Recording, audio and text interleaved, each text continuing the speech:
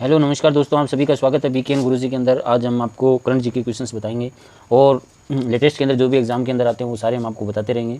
आप लोग चैनल को लाइक शेयर सब्सक्राइब जरूर कर दीजिएगा।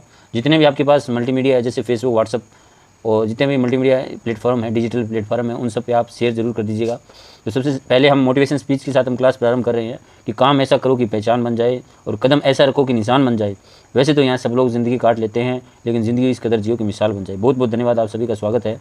और सबसे पहला जो क्वेश्चन आपके सामने आ रहा है कि किस अंतर्राष्ट्रीय फिल्म महोत्सव को pearl of the silk road नाम दिया गया है। दोस्तों बताइएगा, अभी लेटेस्ट के अंदर एक महोत्सव चल रहा है, अंतर्राष्ट्रीय फिल्म महोत्सव, और उसके अंदर एक फिल्म का नाम दिया गया है, उनको दिया गया pearl of the silk road का जो है वो महोत्सव बनाया गया। तो उसका जो नाम है वो क्या, बर्लिन अंतर्राष्ट्रीय या टोरंटो अंतर्राष्ट्रीय, ताशकंद अंतर्राष्ट्रीय फिल्म महोत्सव या वेनिस अंतर्राष्ट्रीय फिल्म महोत्सव।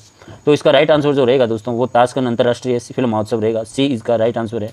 दोस्तों देखिएगा, ये एक फिल्म बनाई जा रही है ताशकंद के नाम से, और ये फिल्म के हम आपको थोड़े से सीन्स इसके अंदर दिखाई दे रहे हैं, ठीक है दोस्तों। और ये इस फिल्म के अंदर एक्ट्रेस रही है। और अब इसके बारे में बताएं हैं। Pearl of the silk Tashkent अंतर्राष्ट्रीय फिल्म महोत्सव का उद्घाटन कर दिया गया है, उज्बेकिस्तान की राजधानी ताशकंद में किया गया है। याद रखना दोस्तों, इस महोत्सव का उद्घाटन जो है 1968 में हुआ था, लेकिन भारत के भागीरथ और रचनात्मक व्यवस्था का प्रधान इसमें इर्द गिर्द घूमते रहते हैं। दोस्तों बहुत बहुत बड़ी बात है दोस्तों ये कि अपने भारत की कहीं ना कहीं संस्कृति यहाँ पर भी नज़र आ रही है।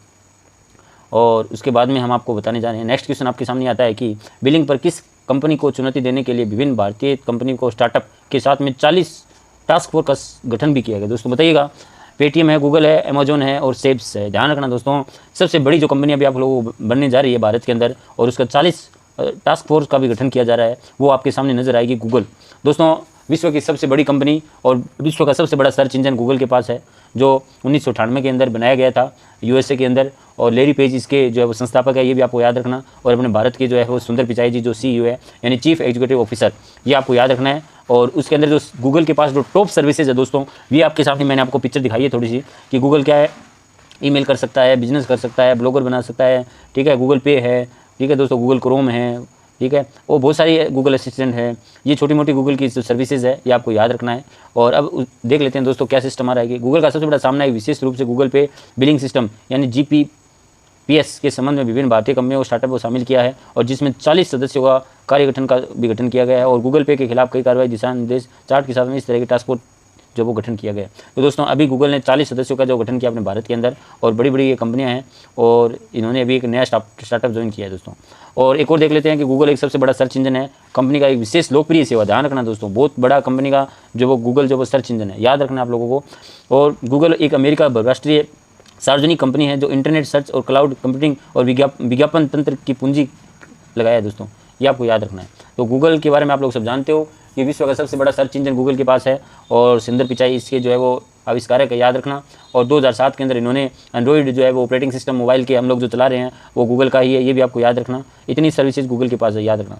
अब एक और क्वेश्चन आपके सामने आ रहा है, बहुत ही बढ़िया टॉपिक है दोस्तों, ये भी अभी भारत के अंदर एक बहुत बड़ा मेडिकल बनने जा रहा है, और वो है केंद्रीय स्वास्थ्य मंत्री मनसुख मंडाविया। ध्यान रखना दोस्तों, आपके सामने क्वेश्चन भी आता है कि केंद्रीय स्वास्थ्य मंत्री कौन है। केंद्रीय स्वास्थ्य मंत्री, याद रखना, ये अपने न कि राज्य का है बल्कि केंद्रीय है, यानी सेंटर का जो स्वास्थ्य मंत्री है वो है मनसुख मंडाविया। याद रखना, किस राज्य के पहले मेडिकल कॉलेज का उद्घाटन किया है दोस्तों, इसका राइट आंसर बताइएगा मणिपुर, नागालैंड, मेघालय या असम। तो सबसे पहले देखते हैं कौन बताता आप में से, और इसका जो राइट आंसर रहेगा वो होगा नागालैंड। याद रखना, नागालैंड में अंदर एक नई मेडिकल कॉलेज का उद्घाटन किया है केंद्रीय मंत्री मनसुख मंडाविया, याद रखना आप लोगों।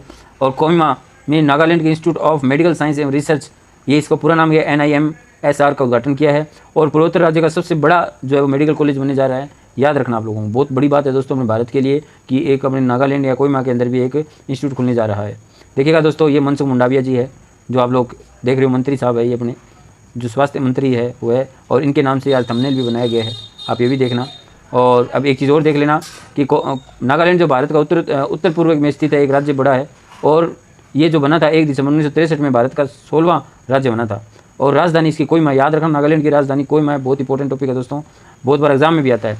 और इस राज्य के पूर्व म्यांमार, पश्चिम में असम, उत्तर में अरुणाचल प्रदेश। ध्यान रखना दोस्तों, अरुणाचल प्रदेश के अंदर सबसे पहले सूर्योदय होता है, और दक्षिण जो है वो मणिपुर में है, और पूर्व में का स्विट्जरलैंड भी कहा जाता है। नागालैंड को पूर्व का स्विट्जरलैंड भी कहा जाता है, ये भी आपको याद रखना है। अब हम थोड़ा सा नागालैंड के बारे में पढ़ लेते हैं। नागालैंड जो है वो 1 दिसंबर 1963 में बना था, ये आपको पता है। राजधानी कोहिमा है, जिला है बारा है, इसमें याद रखना आप लोग। और मुख्यमंत्री है नेफ्यू रियो, NDPP के कंपनी जो है वो पार्टी से बिलोंग करते हैं। और उपमंत्री है आपका है याथुनो पेंटन, ये भाजपा का याद रखना। और गवर्नर है जगदीश मुखी, ये भी आपको याद रखना है। नेक्स्ट क्वेश्चन आपके सामने आता है कि आयुर्वेदिक दिशा 2023 का विषय क्या है। ये भी एक आयुर्वेदिक को बढ़ावा देने के लिए एक प्रोग्राम बनाया गया है जो आयुर्वेदिक अमृतकाल के नाम से जाना गया है। इसका राइट आंसर रहेगा वो डी रहेगा, इतना याद रखना आप लोगों को। तो केंद्रीय आयुष मंत्रालय ने 23 नवंबर 2023 को आयुर्वेदिक दिवस मनाया गया है, ये भी आपको याद रखना। दुनिया भर में लगभग 100 देशों ने भागीदारी ली है। इस वर्ष उत्सव का एक विषय है एक स्वास्थ्य के लिए आयुर्वेदिक, यह एक वैश्विक कार्यक्रम बनाने की तैयारी चल रही है। ध्यान रखना दोस्तों कि आयुर्वेदिक से हम अगर जुड़ते हैं, हज़ारों साल पहले हमारे जितने ऋषि मुनि हुए वो आयुर्वेदिक से ही चलते थे, और वो कभी ज़िंदगी के अंदर जब वो बीमार नहीं होते थे आयुर्वेदिक के कारण से ही। तो आयुर्वेदिक को इसको बढ़ावा देने के लिए जब 10 नवंबर 2023 को इसमें एक थीम बनाई गई है। ठीक है दोस्तों, तो ये आयुर्वेदिक की थोड़ी सी मैंने आपको पिक्चर ली गई है इसके अंदर अपने आयुर्वेदिक। अब दोस्तों आपके सामने आता है क्वेश्चंस, आपके सामने मैंने पहले कल भी पूछा था, आज भी आपके सामने एक नया क्वेश्चन आया है कि who's the following never receive in the Dadasaheb Phalke पुरस्कार। तो राजेश खन्ना जी को कभी भी दादा साहब फाल्के नहीं मिला था।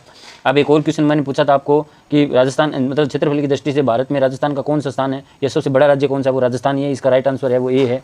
ये मैंने 29 को पूछा था अक्टूबर को। और आज एक और नया सवाल पूछने जा रहे हैं कि भारत का हार्ट सिटी किस राज्य को कहा जाता है, बताइएगा दोस्तों, कमेंट कीजिएगा। और जो भी कमेंट करता है तो उसका आंसर नई जो वीडियो बनने जा रही है उसमें लिया जाएगा। तो आप लोग ज़्यादा से ज़्यादा शेयर कीजिए, लाइक शेयर सब्सक्राइब भी करते रहें ताकि नई नई वीडियो बनाते रहेंगे और आपका ज्ञान है वो बढ़ता रहेगा। तो आपके सामने आज का क्वेश्चन ये है कि भारत का हार्ट सिटी किसे कहा जाता है, राजस्थान, उत्तर प्रदेश, महाराष्ट्र या मध्य प्रदेश। आपको 4 में से एक आंसर क्लिक करना है और कमेंट कर देना है। और आज की वीडियो आपकी यहीं प्रारंभ खत्म होती है, और बाकी हम कल की वीडियो में बताते रहेंगे। आप लोग चैनल को लाइक शेयर सब्सक्राइब जरूर कर दीजिएगा। धन्यवाद दोस्तों।